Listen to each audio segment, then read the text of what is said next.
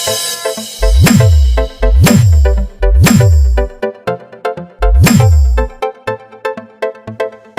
Back to Raghu physics classes.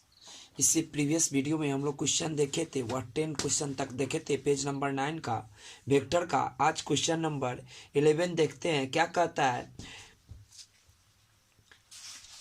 Question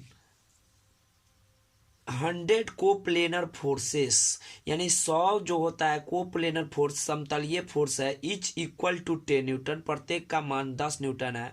act on a body, किसी वस्तु पर कार्य करता है। Each force makes an angle pi by 50 with preceding के मतलब पहले वाले फोर्स से। What is the resultant force, तो इसका फोर्स क्या होगा। यहाँ पर इसका मेन कॉन्सेप्ट है, उसको समझिए।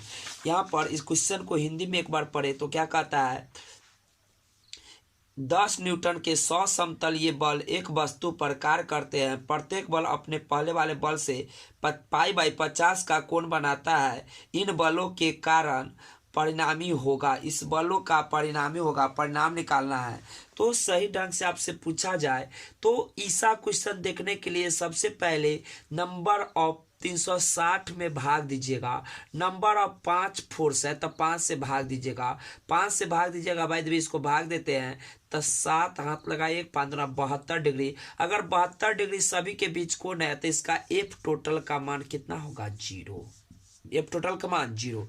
यहाँ भी देखेंगे टोटल फोर्स कितने हैं तो 100 से भाग देंगे 360 में। 360 करने का मतलब 360 डिग्री। 360 डिग्री में जब 100 से भाग दीजिएगा तो क्या आ जाएगा 100। इसको हम 360 को 2 पाई बटे 100 भी तो लिख सकते हैं। काटेंगे तो कितना पाई बाई 50 इतना ही एंगल क्वेश्चन में दिया हुआ। इसका मतलब एफ टोटल जब निकाला जाएगा तो कितना हो जाएगा 0। अगर 5 फोर्स हो, कितना फोर्स हो 5 फोर्स, तो पांचों अगर बराबर डिग्री के कोण पर फोर्स लगे एक बिंदु पर, कोप्लेनर फोर्स अगर ये बराबर डिग्री पर कोण पर लगे, सभी कोण बराबर हो तो इसका रिजल्टेंट फोर्स, और फोर्स का मान भी सब बराबर हो तो इसका रिजल्टेंट फोर्स, यानी सभी बल बराबर हो तो इसका रिजल्टेंट फोर्स हमेशा एफ टोटल 0 होगा। ऐसा क्वेश्चन पूछा जाता है तो बच्चा कंफ्यूज में आ जाता है, या कंफ्यूजन में आने की जरूरत नहीं है। थोड़ा ध्यान दीजिएगा, इसमें कोई ज्यादा दिक्कत नहीं होना चाहिए। जैसे यहाँ पर बोलता है क्या, the 100 force of 100 coplanar force each of the 10 newtons act on a body, each force makes at the pi by 50 degree. Pi by 50 कोण सभी बनाता है 20% fit. What is the resultant force, तो यहाँ पर देखने से पता चल रहा है कि यहाँ पर 360 में भाग से दिए हैं, भाग कितना से तो 100 फोर्स जाएगा, फोर्स आएगा तय फोर्स से, यानी 2 पाई में भाग दिए हैं 100 से तो क्या आ गया पाई बाई 50। इसका मतलब इतना ही एंगल सभी के बीच में है। इसका मतलब एफ टोटल इसका कितना आना चाहिए 0। तो इसका कौन सा ऑप्शन लेंगे, D. Next question 12 number question क्या कहता है, the magnitude of given vector with and points इतना एंड इतना, यानी एक मैग्नीट्यूड निकालना है अब गिवन वेक्टर का, एक वर्टिस का, जिसका एंड पॉइंट का नाम दिया हुआ है। जैसे ही पूछता है मैग्नीट्यूड, दोनों एंड पॉइंट दिया है, अर्थ यहाँ पर एक लाइन है और एक लाइन का एंड पॉइंट है, एक पॉइंट ई है एक पॉइंट ई है। इस पॉइंट का कोऑर्डिनेट दिया हुआ है 4, -4, -0, और इसका जो कोऑर्डिनेट दिया हुआ है -2, -2, -0। इस दो पॉइंट से 2 छोर दिया हुआ है, तो इस छोर के द्वारा जो ये वेक्टर बनाते हैं इसका मैग्नीट्यूड पूछ रहा है। मैग्नीट्यूड के मतलब परिमाण। क्वेश्चन हिंदी में पूछिएगा तो कहिएगा, किसी सदिश के प्रारंभिक तथा अंतिम बिंदुओं का निर्देशांक 4, -4 और 0 है तथा इसका -2 का -2 है, तो इसका परिणाम होगा। तो सबसे पहले एक वेक्टर बनेगा। मान लीजिए इसको वेक्टर अगर r बन रहा है, वेक्टर r, तब फाइनल माइनस इनिशियल या इनिशियल माइनस फाइनल, कोणों में से घटाइएगा तो मैग्नीट्यूड तो बराबर आएगा, वेक्टर भले अलग आ जाए तो इसमें घटाएंगे तब -2 और -4 आई इंटू कोण कैप आई कैप प्लस, अब क्या करेंगे -2, -4 माइनस, यहाँ पर -4 है इंटू जे कैप, अब प्लस इसमें से जीरो में से जीरो घटाएंगे इंटू के कैप। सो यहाँ पर -6 i cap minus minus plus हो जाएगा, तो इसका माइनस बच जाएगा, तब +4 में से -2 जाएगा तो +2 इंटू जे कैप। अब +0 के कैप तो लिखने की जरूरत नहीं है। सो वेक्टर आई इसका मैग्नीट्यूड पूछ रहा था, वेक्टर आर का मैग्नीट्यूड बराबर √i वाला के स्क्वायर प्लस जे वाला के स्क्वायर। तो आई वाला के स्क्वायर कितना करेंगे, तो 6 का स्क्वायर -6 का स्क्वायर प्लस जे वाला का स्क्वायर यानी 2 का स्क्वायर। इट मीन्स कितना हो जाएगा, तो √6 का स्क्वायर 36 अब प्लस 2 का स्क्वायर कितना हो जाएगा 4, यानी √ओवर कितना लिख सकते हैं 40 का रूट से बाहर निकालेंगे तो हम लोग लिख सकते हैं इसको 4 × 10, 4 का रूट से बाहर निकाले 2√10 अर्थात इसका आंसर कौन सा हो जाएगा डी नंबर। 12 नंबर का आंसर कितना हो जाएगा डी नंबर, यानी 2√10 आना चाहिए। नेक्स्ट क्वेश्चन देखते हैं, क्वेश्चन नंबर कितना पर पहुंचे, तो क्वेश्चन नंबर 13 में क्या कहता है, व्यंजक जो दिया हुआ है वह दिया हुआ है 1/√2 इंटू आई कैप प्लस 1/√2 इंटू जे कैप है। यह कौन सा सदिश है से बताना, इकाई सदिश है कि शून्य सदिश है कि इसका परिमाण सदिश है या अदिश सदिश है। तो हम लोग देखेंगे, इसका परिमाण निकालेंगे, परिमाण निकालने के बाद क्वेश्चन पता चल जाएगा। इंग्लिश में क्वेश्चन पढ़े तो क्या कहता है, द एक्सप्रेशन y 1/√2 और प्लस 1/√2 जे कैप है, तो यह कौन सा वेक्टर है। तो सबसे पहले गिवन वेक्टर मान लेते हैं, वेक्टर आर मान लेते हैं। तो वह 1/√2 इंटू आई कैप प्लस 1/√2 इंटू जे कैप दिया है। इसका मैग्नीट्यूड निकाले, इधर मॉड करेंगे तो इधर रूट अंडर क्या हो जाएगा आई वाला के स्क्वायर दैट इज 1/√2 का स्क्वायर प्लस जे वाला के स्क्वायर तो 1/√2 का स्क्वायर। जब किया जाएगा तो √1/2 का स्क्वायर कितना जाएगा 1/2 प्लस 1/√2 का स्क्वायर 1/2। इट मीन्स √1/2 जोड़ेंगे तो 1 का मैग्नीट्यूड निकल जाएगा तो 1। तो यहाँ पर आर का मैग्नीट्यूड हटाना है, यानी इसका मैग्नीट्यूड 1 है। इस चलते हम बोल सकते हैं कि इकाई सदिश है कि शून्य सदिश है कि इसका परिणाम √2 है कि अदिश है, तो इकाई सदिश हो जाएगा। क्या कि जिस वेक्टर का मैग्नीट्यूड 1 आ जाता है वह वेक्टर यूनिट वेक्टर कहलाता है। इसलिए हम बोल सकते हैं 30 नंबर क्वेश्चन जैसे पेज नंबर 9 का 13वां क्वेश्चन जो देख रहा है उसका यूनिट वेक्टर का हो जाएगा, यानी ऑप्शन ए सही आंसर होगा। नेक्स्ट क्वेश्चन पढ़ते हैं, क्वेश्चन नंबर 40। हिंदी में क्या कहता है क्वेश्चन, दिया गया सदिश ए बराबर 2i cap plus 3j cap A vector व आई अक्ष के बीच कोण होगा। वेक्टर ए का वाई अक्ष के साथ कोण पूछ रहा है, एक्स अक्ष के साथ कि वाई अक्ष के साथ, तो वाई अक्ष के साथ। क्वेश्चन इंग्लिश में पढ़े, गिवन वेक्टर जो दिया हुआ है ए बराबर, वह वेक्टर ए बराबर दिया हुआ है 2i cap plus 3j cap, 2i cap plus 3j cap. The angle between vector A and Y axis, vector A and Y axis. तो सबसे पहले यहाँ पर अगर बनाया जाए, अगर इसको हम बोल सकते हैं एक्स एक्सिस तो इसको बोल सकते हैं वाई एक्सिस, इसको एक्स एक्सिस तो इसको वाई एक्सिस। अगर मान लेते हैं वेक्टर ए है, तो वेक्टर ए है तो इसका यहाँ पर लंब डालेंगे तो ये अल्फा का काम है, यह बीटा का काम। तो इसका वैल्यू जो हो जाएगा यहाँ तक का कंपोनेंट 2i कैप और यहाँ का जो हो जाएगा यहाँ तक का हुआ 3j कैप, यानी एक्स एक्सिस के साथ आई कैप, वाई एक्सिस के साथ जे कैप। अगर अल्फा निकालना हो तो हम लगा सकते हैं tan अल्फा। कितना लग सकते हैं, tan अल्फा बराबर लंब बटे आधार, लंब बटे आधार। तो अल्फा के सामने वाला लंब हो जाएगा, लंब का काम 3 करेगा 3, अब बटे आधार का काम कितना करेगा 2, अर्थात तो y/x कर दीजिएगा। tan अल्फा निकालना है तो y एक्सिस बटा x एक्सिस, इसका मतलब y वाला कंपोनेंट बटे x वाला कंपोनेंट लिख देंगे। सो अल्फा बराबर tan इनवर्स कितना हो जाएगा तो 3/2।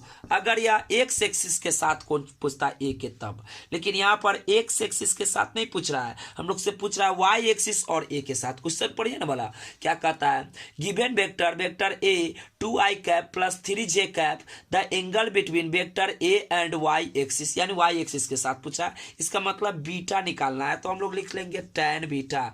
tan बीटा निकालना है तो tan बीटा और लंब का काम यहाँ पर x करेगा और या आधार का काम कौन करेगा y, यानी x बटे वाई। सो हम बोल सकते थे tan बीटा बराबर x का मान, तो x का वैल्यू कितना हो जाएगा 2 अब बटे y का मान कितना हो जाएगा 3। सो बीटा बराबर क्या हो जाएगा, तो बीटा बराबर tan इनवर्स tan इधर से इधर जाएगा तो इनवर्स अब बटे 2/3। तो ऑप्शन एक बार पढ़िएगा।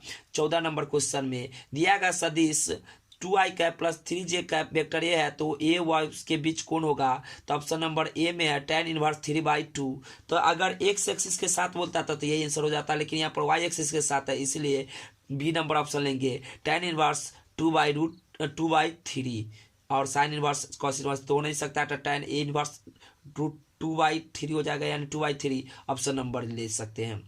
यहाँ पर देखेंगे अब क्वेश्चन नंबर 15 के मतलब 15 नंबर क्वेश्चन देखने के बाद अब आगे बढ़ते हैं। क्या कहता है 15 क्वेश्चन में कहता है आई कैप प्लस जे कैप के अनुदिश इकाई सदिश, यानी यूनिट वेक्टर निकालना है। यानी गिवन वेक्टर जो है वह आई कैप प्लस जे कैप है, तो इसका यूनिट वेक्टर निकालना है। इंग्लिश में क्वेश्चन पढ़ते तो क्या कहता है, the unit vector along i cap plus J cap is, it means vector A बराबर जो दिया हुआ है वह मान ले i cap plus J cap, तो यूनिट वेक्टर ए कैप बराबर है तब वेक्टर ए बटे ए के मैग्नीट्यूड, तब वेक्टर ए बटे ए के मैग्नीट्यूड, तो ए के मैग्नीट्यूड निकालेंगे तो ए के मॉड बराबर रफ में निकाला जाता है। ए के मॉड इधर तो इधर रूट आई वाला के स्क्वायर प्लस जे वाला के स्क्वायर, तो आई वाला के साथ ना कुछ है तो एक का स्क्वायर यानी एक है, अब प्लस जे वाला के साथ ना कुछ है तो एक है यानी एक का स्क्वायर, यानी रूट अंडर कितना हो जाएगा 2। सो हम यहाँ per unit vector A cap बराबर, यानी यूनिट वेक्टर को एक कैप, कोई चीज के ऊपर जब कैप लग जाता है तो वह यूनिट वेक्टर हो जाता है। सो वेक्टर ए का वैल्यू कितना था आई प्लस जे कैप होल बट्टा √2। देखेंगे ऑप्शन तो होगा यह। 15 नंबर क्वेश्चन पढ़ रहे हैं, the unit vector along I cap plus J cap is, कितना हो जाएगा, तो के कैप गलत बात, आई प्लस जे कैप ये भी गलत बात। सी नंबर देखेंगे तो आई कैप प्लस जे कैप बटे √2, तो यही ऑप्शन हो जाना चाहिए।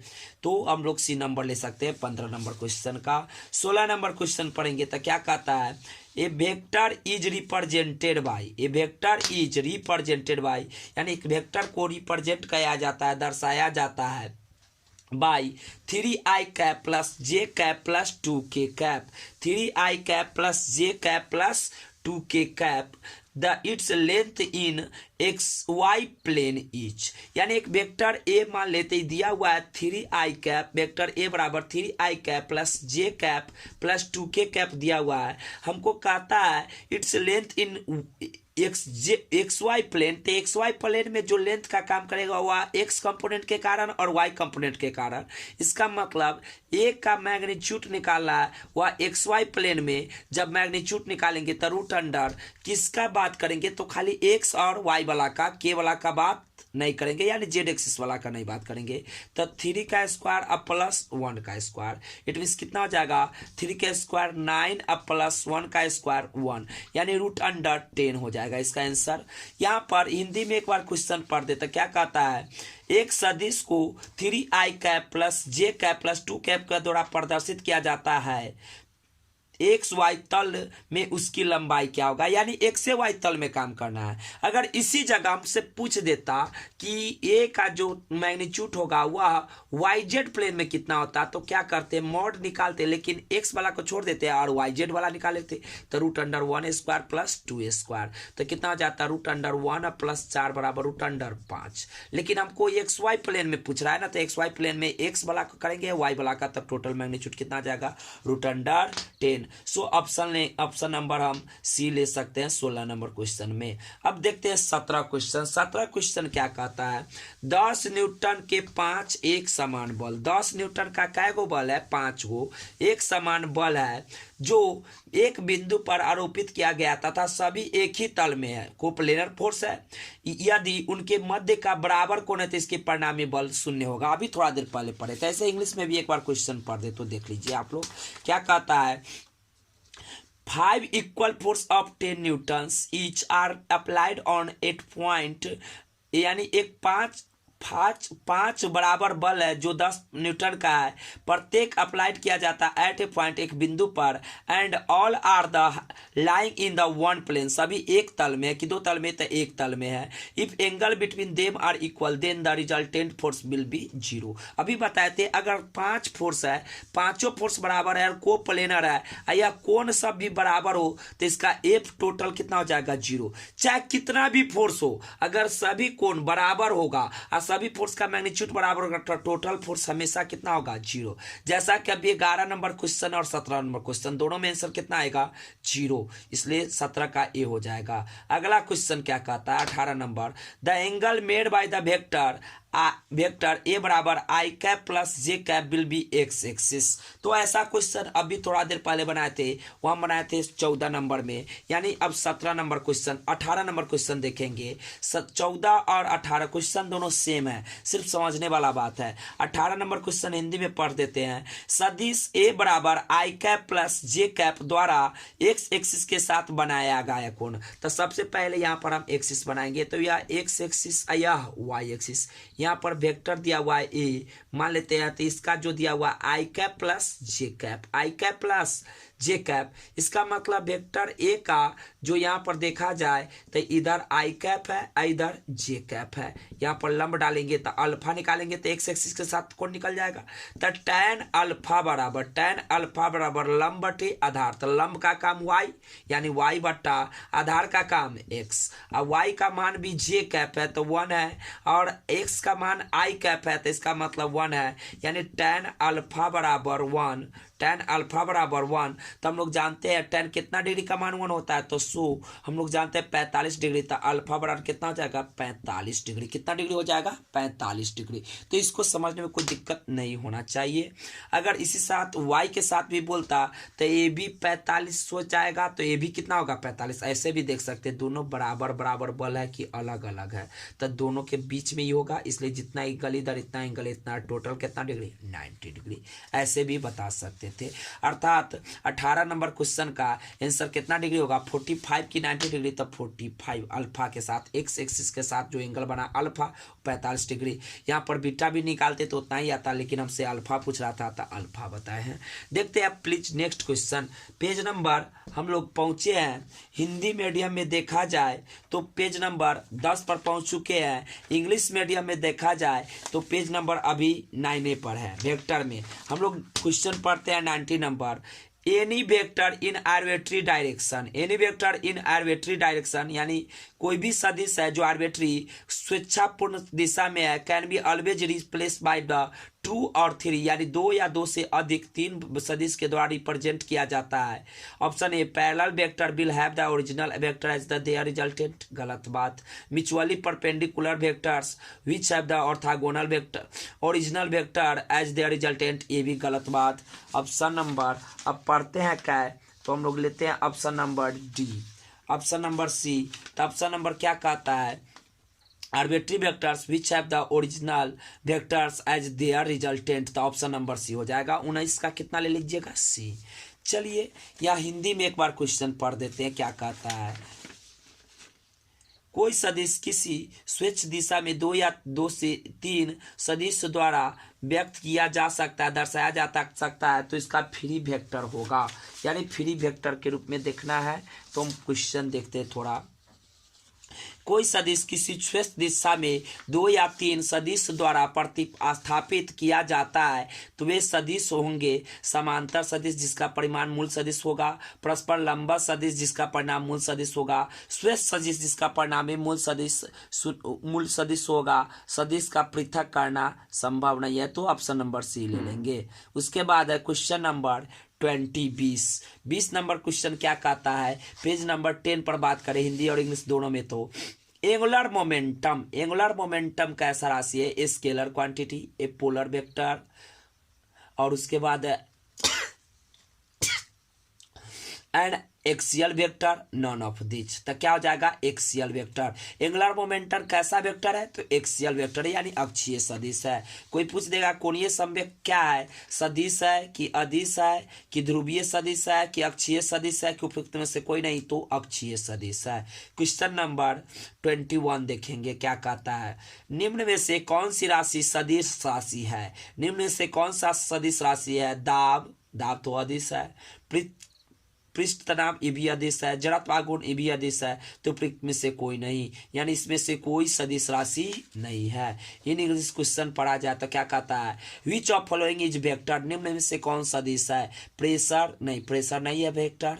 उसके बाद है सरफेस टेंशन, ये भी वेक्टर नहीं, मोमेंट ऑफ इनर्शिया ये भी वेक्टर, तो none of this, option number इसका डी ले लेंगे।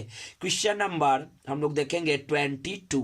क्वेश्चन नंबर 22 क्या कहता है, इफ वेक्टर p बराबर वेक्टर q है, इफ करने का मतलब यदि वेक्टर p जो है वेक्टर q के बराबर है, then which of following is not correct, तो इसमें से कौन करेक्ट नहीं है, यानी इसमें से कौन सत्य नहीं है, सो चुनना है। हिंदी में क्वेश्चन पढ़े, यदि वेक्टर p बराबर वेक्टर q है तब निम्न से कौन विकल्प असत्य है, असत्य चुनना है कि सत्य चुनना है, असत्य। देखिएगा वेक्टर मैग्नीट्यूड बराबर है तो इसका यूनिट वेक्टर निकालेंगे, यूनिट वेक्टर p बराबर यूनिट वेक्टर q, ये भी जायज है, कोई दिक्कत नहीं है, तो ऑप्शन नंबर ए तो सही है। ऑप्शन नंबर बी देखा जाए तो इसका मैग्नीट्यूड जब वेक्टर बराबर है तो इसका मैग्नीट्यूड भी क्या होगा, बराबर, यानी वेक्टर x बराबर वेक्टर y है तो इसका मॉड भी निकालेंगे तो बराबर ही ना होगा जी, इसलिए वेक्टर यानी p का मैग्नीट्यूड वेक्टर q के बराबर, यानी बी नंबर भी सत्य है। उसके बाद अगर इसमें 5 से गुना किया जाए और इसमें 5 से गुना किया जाए तो ये दोनों बराबर होगा, एकदम सही बात है, इसमें कोई दिक्कत नहीं है। अर्थात इस दोनों का मैग्नीट्यूड, अभी देखिए p का मैग्नीट्यूड किसके बराबर, q के मैग्नीट्यूड के बराबर है, अर्थात इसमें p से गुना कर दिया जाए, यूनिट वेक्टर p बराबर यूनिट वेक्टर q होगा, इसमें p से गुना कर दे तब चाहे q से गुना कर दे, कोई दिक्कत नहीं है, दोनों बात बराबर है। अर्थात unit vector p into q का मैग्नीट्यूड गुने क्या हो जाएगा, p का मैग्नीट्यूड अगुने यूनिट वेक्टर q लिख देंगे, ये दोनों बात सत्य, इसलिए ऑप्शन नंबर सी भी सही है, यानी p into unit vector q cap बराबर q into unit vector p cap, ये दोनों बराबर है, यानी ऑप्शन नंबर डी में देखिएगा unit vector p plus vector q, यानी दो वेक्टर का जोड़ दो यूनिट वेक्टर के बराबर दिया हुआ है प्लस q, तो इसलिए यह गलत है, यानी ऑप्शन नंबर कौन गलत है, तो डी नंबर गलत है। तो इसमें तो हम लोग देख लिए, अब बात करेंगे आगे क्वेश्चन का अगले वीडियो में। इस वीडियो में इतना ही रहने देते हैं। Have a nice day, bye.